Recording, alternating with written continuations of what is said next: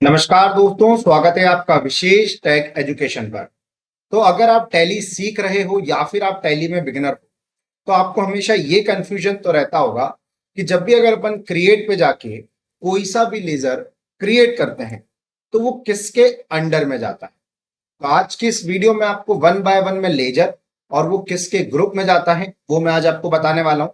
तो सीधी सी बात है, ये वीडियो थोड़ी सी लेंदी हो सकती है, तो प्लीज आप इस वीडियो के एंड तक बने रहिएगा क्योंकि ये कंफ्यूजन आपको दूर हो जाएगा। तो चलिए वीडियो को स्टार्ट करते हैं। तो सबसे पहले अपन एक लेजर के बारे में बात करेंगे जिसका नाम है कैपिटल अकाउंट। कैपिटल अकाउंट का मतलब क्या होता है, यानी कि एक प्रकार की पूंजी। जब भी व्यापारी अपने बिजनेस में पैसा लगाता है तो उसको अपन बोलते हैं कैपिटल अकाउंट। अब ये जो कैपिटल अकाउंट होता है ये किसके अंडर में जाता है? ये बहुत ही सिंपल है, ये जाता है कैपिटल अकाउंट के अंडर में। ठीक है, तो यहाँ पे अपन ऑलरेडी इसने कैपिटल अकाउंट ले रखा हुआ है। अब यहाँ पे इसने ऑलरेडी कैपिटल अकाउंट क्यों लेके रखा हुआ है ये भी आप समझिएगा, क्योंकि देखो अभी जो मैंने टेली प्राइम में ये वाली जो कंपनी बनाई है वो मैंने अभी नई कंपनी बनाई, अभी इसमें मैंने कोई सा भी वाउचर एंटर नहीं किया है। तो सीधी सी बात है, अब जब मैं लेजर बना रहा हूं तो टैली को ये बात पता है कि जब भी अगर नई कंपनी बनती है तो सबसे पहली जो एंट्री होती है वो कैपिटल अकाउंट की होती है और सबसे पहला ही लेजर कैपिटल अकाउंट का बनता है। इसने यहाँ पे इसने बाय डिफॉल्ट कैपिटल अकाउंट यहाँ पे देके रखा हुआ है। ठीक है, दान अपन इसको कंट्रोल ए से एक्सेप्ट कर देंगे। फिर उसके बाद अपन बात करेंगे परचेज अकाउंट के बारे में। अब परचेज अकाउंट यानी कि आप जब भी माल खरीदते हो तो उसको अपन बोलते हैं परचेज। ठीक है, तो जब भी अगर आप परचेज अकाउंट का लेजर बनाते हो तो ये जाता है अपने परचेज अकाउंट के अंदर। ये भी सिंपल है। ठीक है, दान यहाँ पे अपन इसको कंट्रोल ए से एक्सेप्ट कर देते हैं। फिर उसके बाद अपन बात करेंगे परचेज रिटर्न अकाउंट के बारे में। अब परचेज रिटर्न का मतलब क्या होता है कि जब भी अगर आप कोई सा भी माल खरीदते हो और उस माल में से अगर आप कुछ माल रिटर्न कर देते हो तो उसको ही अपन बोलते हैं परचेज रिटर्न। जैसे कि फॉर एग्जांपल आपने 1,000 रुपए का माल परचेज किया, उसमें से 200 या 300 रुपए का माल अगर आपको उसकी जरूरत नहीं थी या फिर अगर वो खराब निकल गया तो आपने जिससे परचेज किया था, जिससे आपने खरीदा था, उसको आप अगर वापस से रिटर्न कर देते हो तो that it's called purchase return. अब बात यह आती है कि जब अगर अपन टेली प्राइम में परचेज रिटर्न का लेजर बनाते हैं तो वो किसके अंडर में जाता है? तो परचेस रिटर्न का लेजर भी परचेस अकाउंट के अंडर में ही जाता है। कोई परचेस रिटर्न का अलग से ग्रुप नहीं होता है। तो हमेशा याद रखिएगा, जब भी अगर आप परचेस रिटर्न का लेजर बना रहे हो तो वो भी आपके परचेस अकाउंट के अंडर में ही जाएगा। फिर अपन बात करते हैं सेल्स अकाउंट के बारे में। तो सेल्स अकाउंट का मतलब होता है कि जब भी अगर आप माल बेचते हो, जब भी आप माल सेल करते हो तो ये जाता है आपके सेल्स अकाउंट के अंदर। ठीक है, जैसा परचेस का लेजर परचेस अकाउंट में जाता है, सेम उसी प्रकार से सेल्स का लेजर सेल्स अकाउंट के अंडर में ही जाता है। फिर अपन बात करेंगे सेल्स रिटर्न के बारे में। अब सेल्स रिटर्न का मतलब क्या होता है कि जब भी अगर आप माल सेल करते हो, जब भी आप माल बेचते हो तो और उसके बाद अगर आपको माल वापस से रिटर्न हो जाता है, जैसे कि अगर आपने माल बेचा है 1,000 रुपए का और उसमें से सामने वाले ने आपको 100 रुपए या 200 जितने रुपए का भी माल उसने आपको वापस से रिटर्न कर दिया तो that it's called sales return. तो जैसा अपना परचेस रिटर्न का अकाउंट परचेस अकाउंट में जा रहा था, सेम उसी प्रकार से सेल्स रिटर्न का अकाउंट भी आपके सेल्स अकाउंट के अंडर में ही जाएगा। इसका कोई अलग से ग्रुप बना हुआ नहीं रहता है। ठीक है, फिर उसके बाद अपन बात करेंगे यहाँ पे कैरेज इनवर्ट के बारे में। अब सबसे पहले तो आप ये समझिए कि कैरेज इनवर्ट होता क्या है। तो देखो, कैरेज का मतलब होता है भाड़ा। अब यहाँ पे लिखा हुआ है इनवर्ट। तो देखो, जब भी अगर आप माल बुलवाते हो आपके पास, ठीक है, आपके पास माल आया और आपने उसका भाड़ा दिया, that it's called carriage inward. ठीक है, तो ये किसके अंडर में जाता है? ये जाता है डायरेक्ट एक्सपेंसेस के अंडर। किसके अंडर में जाता है? डायरेक्ट एक्सपेंसेस के अंडर। अब यहां पे होता क्या है? अब बात ये आती है कि डायरेक्ट एक्सपेंसेस क्या होता है। जैसे कि एक्सपेंसेस मतलब क्या? खर्चे। तो देखो आप, दो प्रकार के खर्चे होते हैं अकाउंटिंग में। एक होता है डायरेक्ट एक्सपेंसेस और एक होता है इनडायरेक्ट एक्सपेंसेस। अब डायरेक्ट एक्सपेंसेस का मतलब क्या होता है?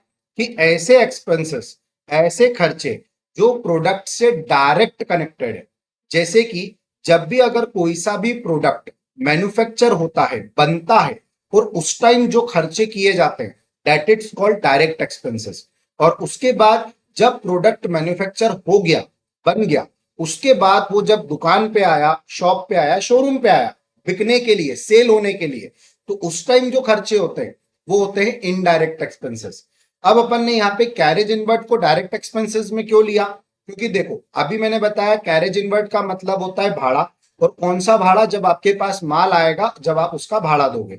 तो जब आप प्रोडक्ट को मैन्युफैक्चर करोगे तो उसके लिए आपको रॉ मटेरियल बुलवाना पड़ेगा। अब जब आप रॉ मटेरियल बुलवाओगे तो बल्क में आएगा। अब जब बल्क में रॉ मटेरियल आएगा तो उसका भाड़ा भी लगेगा। तो इसी कारण से कैरेज इनवर्ट को अपन ने डायरेक्ट एक्सपेंसेस में डाला है, क्योंकि कैरेज इनवर्ट जब प्रोडक्ट मैन्युफैक्चर होता है उस टाइम का खर्चा माना जाता है। ठीक है, तो अपन यहाँ पे इसको कंट्रोल से एक्सेप्ट कर देते हैं। फिर उसके बाद अपन बात करते हैं अपने नेक्स्ट लेजर के बारे में, जिसका नाम है ऑक्ट्राय। तो ऑक्ट्राय का मतलब होता है टोल टैक्स।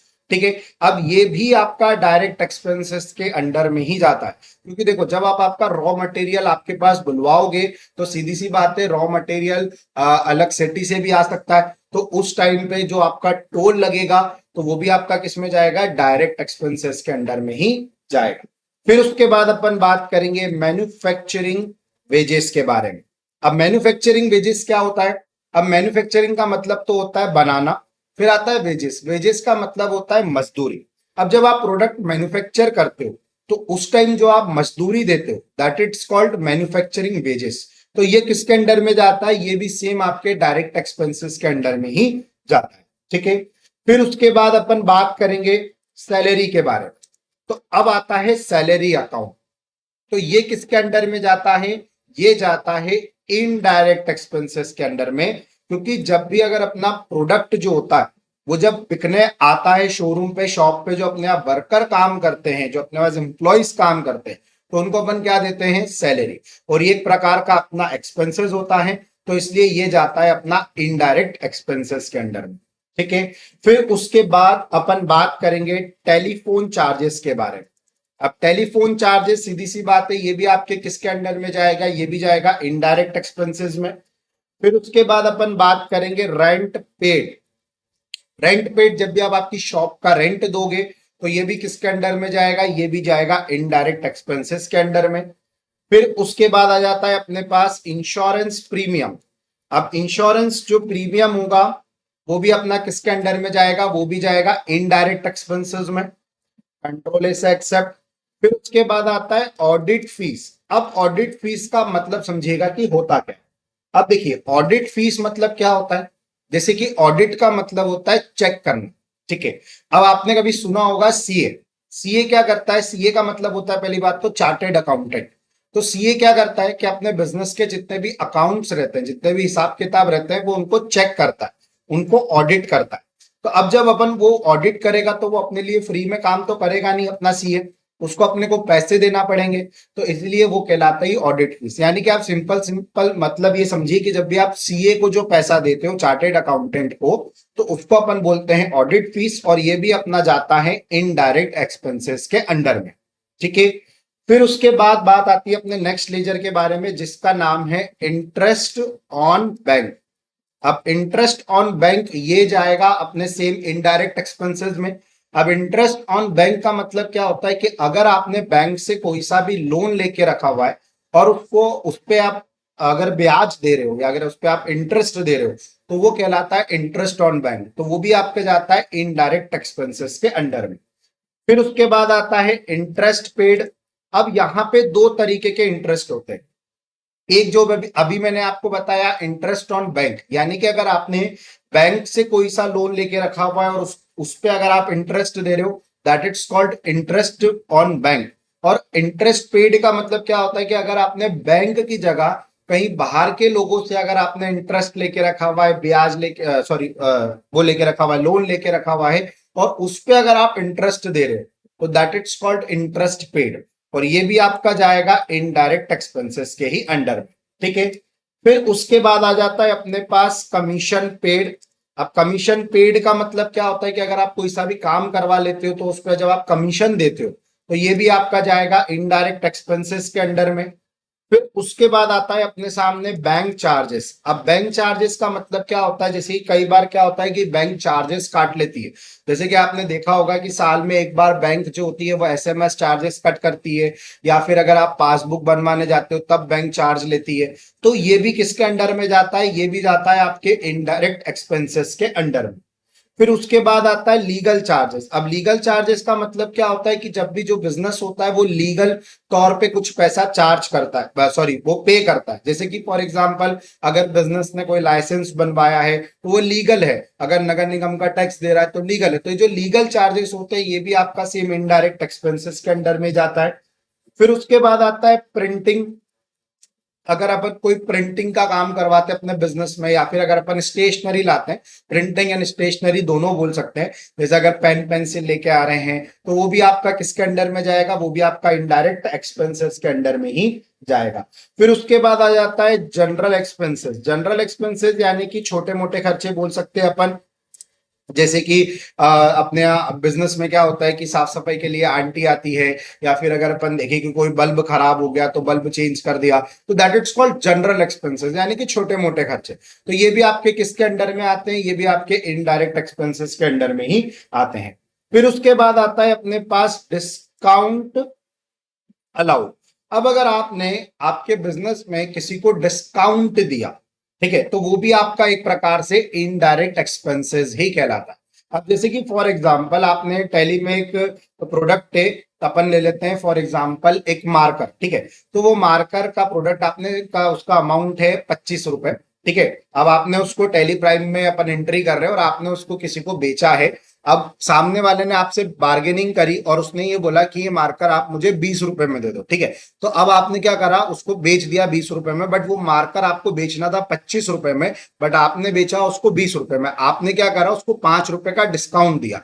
तो जब अगर अपन टैली में एंट्री करेंगे तो अपन एंट्री ऐसी करेंगे कि प्रोडक्ट था अपना 25 रुपए का, उसमें से अपने को सामने वाले से 20 रुपए रिसीव हुए, और जो बाकी के 5 रुपए थे वो अपना डिस्काउंट अलाउड था, यानी कि अपन ने उसको डिस्काउंट दिया, ठीक है। तो ये भी आपको टैली में इसकी एंट्री करना रहती है। तो इसलिए डिस्काउंट अलाउड का जो लेजर रहता है वो भी आपका जाता है इनडायरेक्ट एक्सपेंसेस में, क्योंकि ये भी एक प्रकार का आपका खर्चा माना जाता है। फिर उसके बाद अपन बात करेंगे कैरेज आउटवर्ड के बारे में। जैसे कि अभी आपको याद होगा मैंने अभी बताया था कैरेज इनवर्ड, यानी कि जब भी अगर आपके पास माल आता है और आप उसका भाड़ा देते हो तो that it's called carriage inward. But जब अगर आपके पास से माल जाता है और जब आप उसका भाड़ा देते हो तो वो कहलाता है कैरेज आउटवर्ड। तो इसको माना गया है कि ये इनडायरेक्ट एक्सपेंसेस कहलाता है। जैसे कि अगर अपना कैरेज इनवर्ड जो होता है वो डायरेक्ट एक्सपेंसेस होता है, बट कैरेज आउटवर्ड जो होता है वो अपना इनडायरेक्ट एक्सपेंसेस होता है। फिर उसके बाद अपन बात करेंगे ट्रैवलिंग एक्सपेंसेस, यानी कि जो अपने जो ट्रैवल के खर्चे होते हैं, जस्ट लाइक कि अगर अपन कहीं पे बिजनेस के हिसाब से कहीं पे बाहर जा रहे हैं, ट्रैवल कर रहे हैं, तो वो भी क्या होगा, वो अपना ट्रैवलिंग एक्सपेंसेस होगा, जो कि वो भी अपना इनडायरेक्ट एक्सपेंसेस के अंडर में जाता है। फिर उसके बाद अपन बात करेंगे एडवर्टाइजमेंट। एडवर्टाइजमेंट अकाउंट यानी कि अपना जो अपन अपने बिजनेस के लिए एडवर्टाइजमेंट करते हैं, अपने बिजनेस में अपन प्रचार प्रसार करते हैं, ठीक है, तो उसमें भी अपने को पैसा लगता है। अगर अपन गूगल एड्स चलवा रहे हैं, या फिर अगर अपन देखा जाए तो अपन फ्लेक्स बनवा रहे हैं, पैम्पलेट बनवा रहे हैं, तो वो भी किसके अंडर में जाता है, वो भी अपना जाता है इनडायरेक्ट एक्सपेंसेस के अंडर में। फिर अपन बात करेंगे बैड डेब्ट्स। अब बैड डेब्ट्स का मतलब क्या होता है, बैड डेब्ट्स का मतलब होता है पैसा डूब जाना।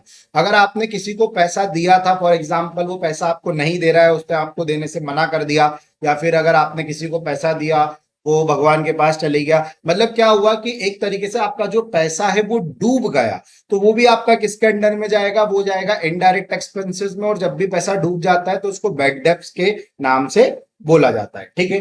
फिर उसके बाद आ जाता है अपने पास डेप्रिसिएशन ऑफ असेट्स, सॉरी, और डेप्रिसिएशन ऑन असेट्स। अब डेप्रिसिएशन ऑन असेट्स का मतलब क्या होता है, तो देखो असेट्स का क्या मतलब होता है, संपत्ति। अब डेप्रिसिएशन की अगर अपन बात करें तो इसका मतलब क्या होता है कि जैसे कि फॉर एग्जाम्पल अपन ने 10,000 रुपए की कोई असेट्स परचेज करी, ठीक है। अब अपन ने उसको यूज किया साल भर तक।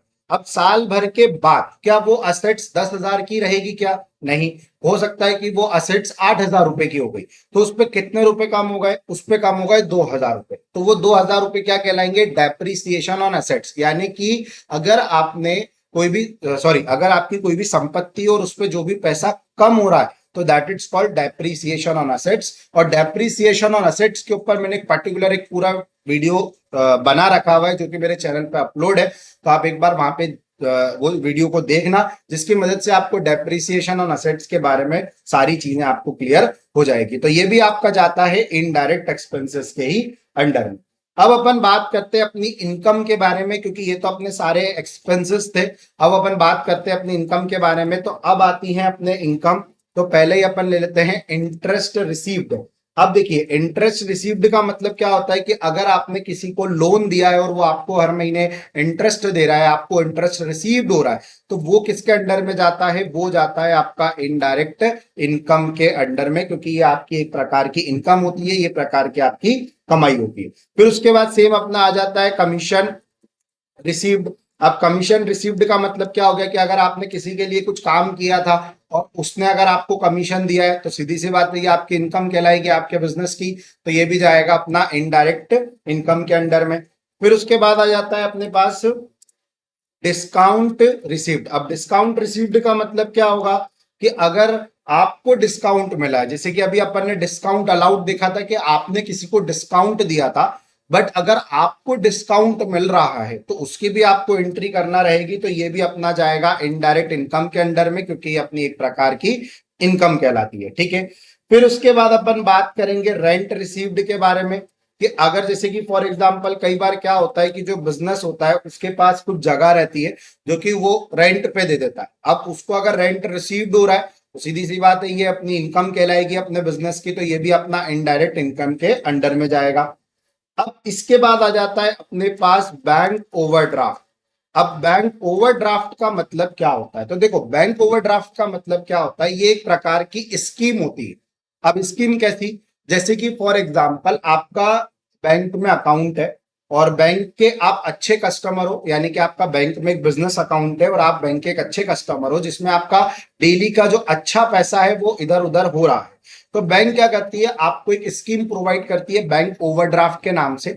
इसमें एक लिमिट होती है, जैसे कि बैंक ने आपको एक लिमिट दी 10 लाख रुपए। अब इसका मतलब क्या है कि आप आपके अकाउंट में से, भले ही आपके अकाउंट में पैसा हो, मतलब भले ही आपके अकाउंट में पैसा नहीं है, फिर भी आप बैंक से 10 लाख रुपए का खड़े दम लोन ले सकते हो बिना किसी चीज को गिरवी रखे। तो दैट इट्स कॉल्ड होता है बैंक ओवरड्राफ्ट। ये एक प्रकार की स्कीम होती है, बोल सकते हैं कि एक प्रकार की लिमिट होती है। ठीक है, हर एक बिजनेस को अलग अलग लिमिट दी जाती है बैंक ओवरड्राफ्ट और ये बैंक की तरफ से दी जाती है। ठीक है, तो जब अगर अपन इसका लेजर बनाते हैं तो ये जाता है अपने बैंक ओडी के अंडर में। ठीक है, बैंक ओडी अकाउंट के अंडर में जाता है जब भी अगर अपन बैंक ओवरड्राफ्ट का लेजर बनाते हैं। तो अब आप देखोगे जैसे यहाँ पे बैंक ओडी लिया मैंने, तो यहाँ पे एक ऑप्शन आएगा सेट ओडी लिमिट, यानी कि मैंने अभी आपको बताया 10 लाख रुपए, यानी कि बैंक ने मुझे 10 लाख रुपए की लिमिट दे रखी, तो आप यहां से जो भी आपको लिमिट दे रखी है वो आप यहाँ पे लिख सकते हो कि 5 लाख की लिमिट है, 3 लाख की लिमिट है, वो आप यहाँ पे लिख सकते हो। प्लस यहाँ पे account number, IFC code, Swift code, bank name, branch, ये सब चीजें आप यहाँ पे डाल सकते हो। ठीक है, और बैंक ओवरड्राफ्ट के ऊपर भी मैंने पर्टिकुलर एक वीडियो बना रखी है, तो अगर आपको बैंक ओवरड्राफ्ट के बारे में पूरा अकाउंटिंग सीखना है तो मेरे चैनल पे अपलोड है, तो आप उस पर जाके देख सकते हो। फिर उसके बाद अपन बात करेंगे अपने आगे की, फिर बात करेंगे ड्राइंग की। अब ड्राइंग्स का मतलब क्या होता है? तो देखो, ड्राइंग्स का मतलब ये होता है कि जब भी व्यापारी यानी कि बिजनेसमैन अपने व्यापार में से अपने पर्सनल यूज के लिए पैसा विड्रॉ कर लेता है, निकाल लेता है, तो उसको बोला जाता है ड्राइंग्स। यानी कि जब भी व्यापारी अपने व्यापार में से अपने निजी काम के लिए पैसा निकाल लेता है तो उसको बोला जाता है ड्राइंग्स। और ये भी कैपिटल अकाउंट के अंडर में जाता है। किस में जाता है? कैपिटल अकाउंट के अंडर में, क्योंकि जो ड्राइंग्स होती है वो हमेशा कैपिटल अकाउंट के अंडर में ही लिखी जाती है। ठीक है, फिर उसके बाद अपन बात करेंगे बैंक अकाउंट के बारे में। अब बैंक अकाउंट यानी कि जो भी आपका बैंक अकाउंट रहेगा तो आप इसको यहाँ पे सिर्फ बैंक अकाउंट के नाम से भी बना सकते हैं, बट अगर आपके आपके बिजनेस में 2-3 बैंक के अकाउंट आप यूज करते हैं तो आप उनके नाम लिख सकते हैं, जस्ट लाइक जैसे कि एसबीआई बैंक अकाउंट हो गया या फिर यूनियन बैंक अकाउंट हो गया, तो आप लिख सकते हैं जैसे मैंने यहाँ पे लिख दिया एसबीआई बैंक अकाउंट। तो ये किसके अंडर में जाएगा, ये जाएगा आपके बैंक अकाउंट के अंडर में। और सेम आप यहाँ पे account number, IFC code, Swift code, bank name, branch, ये आप यहाँ पे डाल सकते हो जो भी आपकी बैंक की डिटेल होती है। फिर अपन यहाँ पे इसको कंट्रोल ऐसे एक्सेप्ट कर देते हैं। तो इस तरीके से अपन बैंक अकाउंट का लेजर बनाते हैं। अब उसके बाद अपन बात करेंगे फर्नीचर के बारे में। फर्नीचर, अब फर्नीचर क्या होता है, फर्नीचर आपका एक प्रकार का होता है फिक्स्ड असेट्स यानी कि स्थायी संपत्ति। अब आप यानी कि फिक्स्ड असेट्स यानी कि स्थायी संपत्ति, तो ये किसके अंडर में जाता है, ये जाएगा फिक्स्ड असेट्स के अंडर में, क्योंकि जो फर्नीचर होती है मैंने भी बताया वो अपनी फिक्स्ड असेट्स कहलाती है। फिर उसके बाद अपन बात करेंगे मोटर व्हीकल के बारे में। मोटर व्हीकल का मतलब क्या होता है, यानी कि एक प्रकार के गाड़ी घोड़े, ठीक है, तो ये भी आपके किसके अंडर में जाएंगे, ये भी आपके फिक्स्ड अकाउंट फिक्स्ड असेट्स के अंडर में जाएंगे, क्योंकि ये भी आपकी एक प्रकार की संपत्ति कहलाती है।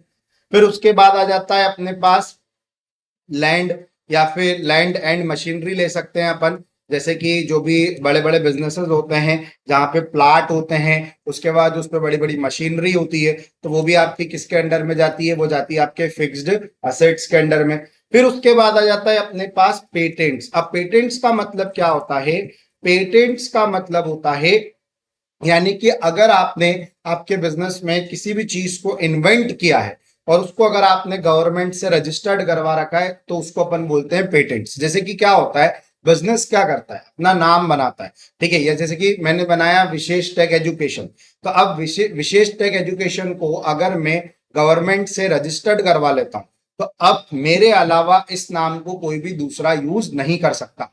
अगर कोई दूसरा इसको यूज करता है तो उसके ऊपर मैं कानूनी कार्रवाई कर सकता हूं, अगर मैं इसको गवर्नमेंट से रजिस्टर करवाता हूं तो उसी को ही अपन बोलते हैं पेटेंट्स। और ये भी एक प्रकार की आपकी फिक्स्ड असेट्स होती है, ये भी एक प्रकार की आपकी स्थायी संपत्ति होती है। फिर उसके बाद आ जाता है अपने पास गुडविल। अब गुडविल का मतलब क्या होता है, तो देखो गुडविल का मतलब होता है एक प्रकार की रेपुटेशन, यानी कि अपन बोल सकते हैं इज्जत।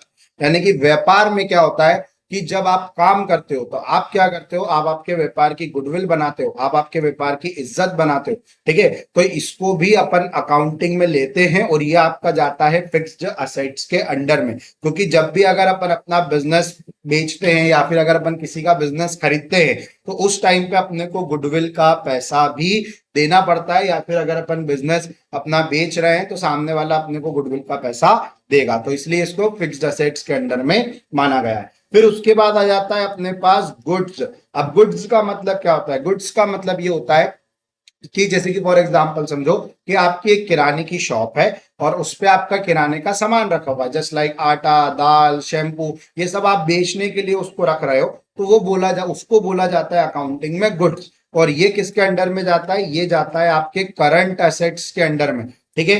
फिर उसके बाद इसको अपन एक्सेप्ट कर देते हैं। फिर उसके बाद आता है अपने पास प्रीपेड एक्सपेंसेस। अब प्रीपेड एक्सपेंसेस का मतलब क्या होता है, प्रीपेड एक्सपेंसेस का मतलब होता है, आपको एक वर्ड से क्लियर होगा, प्रीपेड।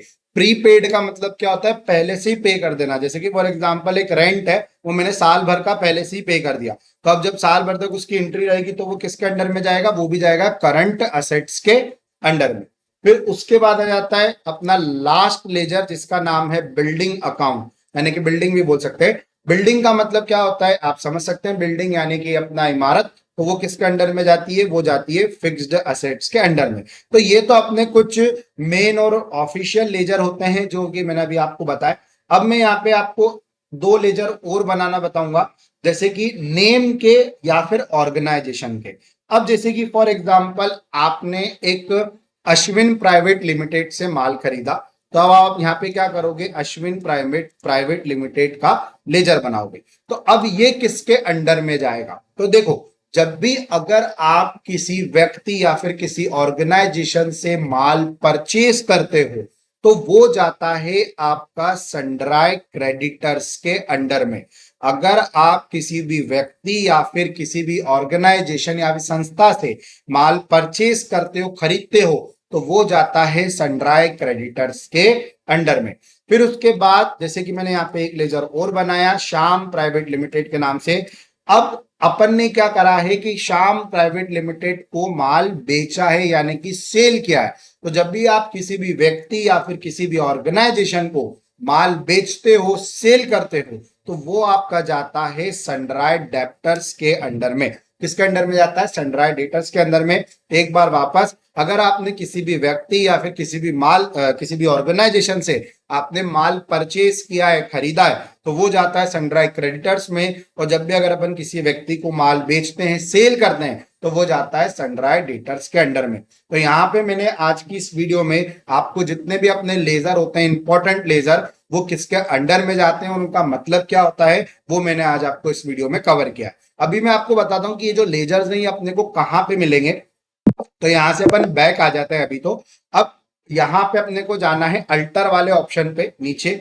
जैसे ही अपन यहाँ पे एंटर करेंगे और यहाँ पे अपन लेजर में जाएंगे, तो आप देखोगे यहाँ पे अभी तक अपन ने जितने भी लेजर क्रिएट करें, वो सारे लेजर्स अपने को यहाँ पे अवेलेबल मिल जाते हैं। और उसके बाद अगर आपको नया लेजर बनाना है तो आप यहाँ पे क्रिएट पे जाके बना भी सकते हो। और उसके बाद अगर आपको कुछ किसी लेजर आपसे गलत बन गया और उसमें अगर आपको कुछ चेंज करना है, तो फिर आप यहां से जाके चेंज भी कर सकते हो। जैसे कि फॉर एग्जांपल मुझे इसमें कुछ चेंज करना है, तो मैं इसके अंडर में गया, तो यहां से मैं इसके अंदर चेंज भी कर सकता हूं। तो अब इस तरीके से लेजर को आप अल्टर कर सकते हो। तो आई होप आपको ये वीडियो अच्छी लगी हो। अगर आपको ये वीडियो अच्छी लगती तो प्लीज आप इस वीडियो को लाइक करें और मेरे यूट्यूब चैनल को सब्सक्राइब करना ना भूलें, क्योंकि इस प्रकार के ट्यूटोरियल मैं मेरे चैनल पर अपलोड करता रहता हूं। तो मैं मिलता हूं आपसे मेरी नेक्स्ट वीडियो में।